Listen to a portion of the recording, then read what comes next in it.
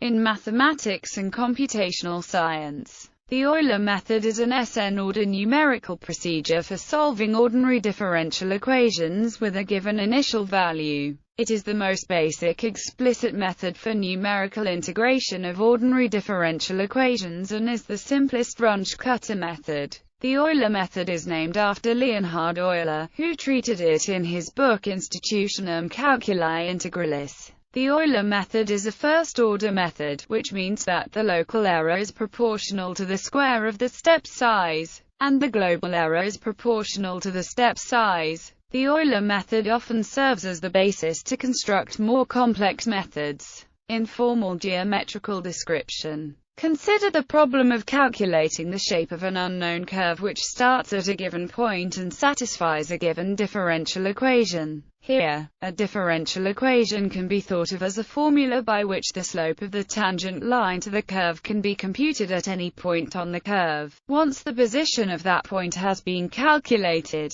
the idea is that while the curve is initially unknown, its starting point, which we denote by, is known. Then, from the differential equation, the slope to the curve can be computed, and so, the tangent line. Take a small step along that tangent line up to a point along this small step. The slope does not change too much, so will be close to the curve. If we pretend that is still on the curve, the same reasoning as for the point above can be used. After several steps, a polygonal curve is computed. In general, this curve does not diverge too far from the original unknown curve, and the error between the two curves can be made small if the step size is small enough and the interval of computation is finite. Formulation of the method. Suppose that we want to approximate the solution of the initial value problem. Choose a value for the size of every step and set. Now, one step of the Euler method from to is the value of is an approximation of the solution to the ode at time. The Euler method is explicit, i.e., the solution is an explicit function of phi. While the Euler method integrates a first-order ode, any ode of order n can be represented as a first-order ode.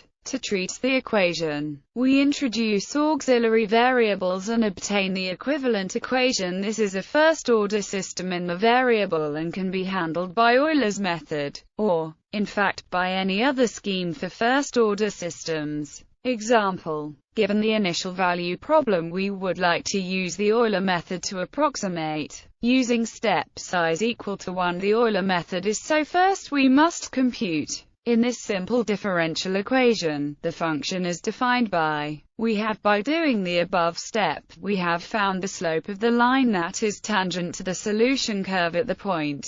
Recall that the slope is defined as the change in divided by the change in, or, the next step is to multiply the above value by the step size, which we take equal to 1 here. Since the step size is the change in, when we multiply the step size and the slope of the tangent, we get a change in value. This value is then added to the initial value to obtain the next value to be used for computations. The above steps should be repeated to find, and, due to the repetitive nature of this algorithm, it can be helpful to organize computations in a chart form, as seen below, to avoid making errors. The conclusion of this computation is that the exact solution of the differential equation is so. Thus, the approximation of the Euler method is not very good in this case. However, as the figure shows, its behavior is qualitatively right.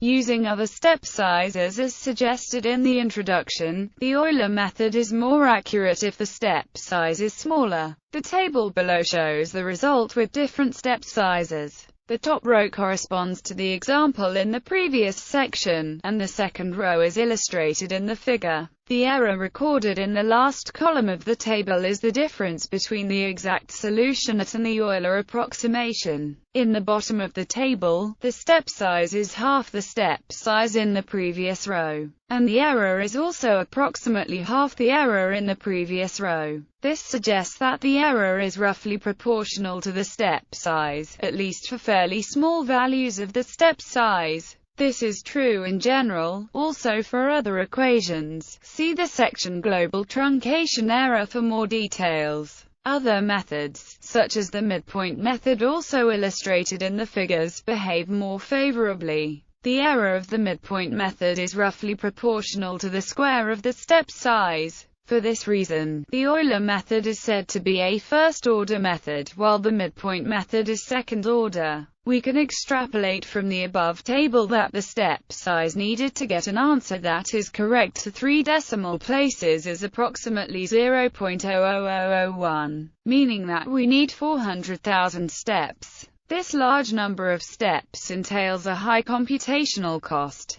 For this reason, people usually employ alternative, higher-order methods such as Runge Kutta methods or linear multi-step methods, especially if a high accuracy is desired. Derivation. The Euler method can be derived in a number of ways. Firstly, there is the geometrical description mentioned above. Another possibility is to consider the Taylor expansion of the function around. The differential equation states that, if this is substituted in the Taylor expansion and the quadratic and higher-order terms are ignored, the Euler method arises. The Taylor expansion is used below to analyze the error committed by the Euler method, and it can be extended to produce Runge-Kutta methods. A closely related derivation is to substitute the forward finite difference formula for the derivative in the differential equation. Again, this yields the Euler method. A similar computation leads to the midpoint rule in the backward Euler method. Finally, one can integrate the differential equation from to and apply the fundamental theorem of calculus to get. Now approximate the integral by the left-hand rectangle method. Combining both equations, one finds again the Euler method. This line of thought can be continued to arrive at various linear multi-step methods. Local truncation error. The local truncation error of the Euler method is error made in a single step. It is the difference between the numerical solution after one step, and the exact solution at time. The numerical solution is given by for the exact solution. We use the Taylor expansion mentioned in the section derivation above. The local truncation error introduced by the Euler method is given by the difference between these equations. This result is valid if has a bounded third derivative. This shows that for small, the local truncation error is approximately proportional to. This makes the Euler method less accurate than other higher-order techniques such as Runge-Kutta methods and linear multi-step methods, for which the local truncation error is proportional to a higher power of the step size. A slightly different formulation for the local truncation error can be obtained by using the Lagrange form for the remainder term in Taylor's theorem. If has a continuous second derivative, then there exists a such that in the above expressions for the error, the second derivative of the unknown exact solution can be replaced by an expression involving the right-hand side of the differential equation. Indeed, it follows from the equation that global truncation error. The global truncation error is the error at a fixed time, after however many steps the methods needs to take to reach that time from the initial time. The global truncation error is the cumulative effect of the local truncation errors committed in each step. The number of steps is easily determined to be, which is proportional to, and the error committed in each step is proportional to.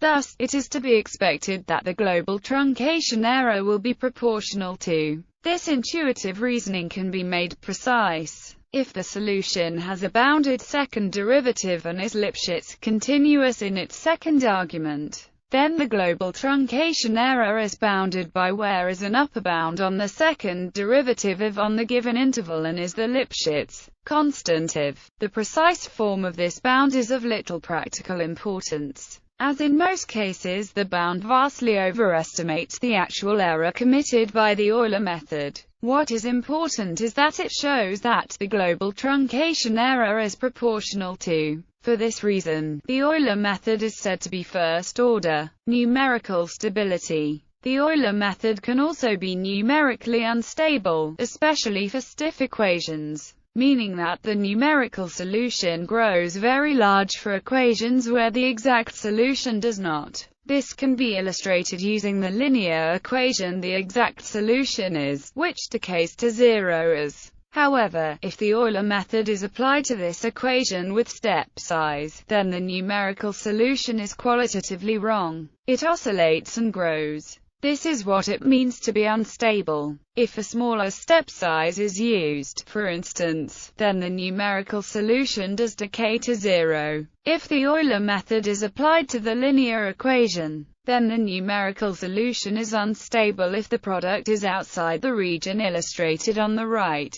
This region is called the instability region. In the example, equals -2.3, so if then which is outside the stability region, and thus the numerical solution is unstable. This limitation, along with its slow convergence of error with h, means that the Euler method is not often used, except as a simple example of numerical integration. Rounding errors. The discussion up to now has ignored the consequences of rounding error. In step n of the Euler method, the rounding error is roughly of the magnitude epsilon yn, where epsilon is the machine epsilon. Assuming that the rounding errors are all of approximately the same size, the combined rounding error in n steps is roughly n epsilon y0 if all errors points in the same direction. Since the number of steps is inversely proportional to the step size h, the total rounding error is proportional to epsilon h. In reality, however, it is extremely unlikely that all rounding errors point in the same direction. If instead it is assumed that the rounding errors are independent rounding variables, then the total rounding error is proportional to.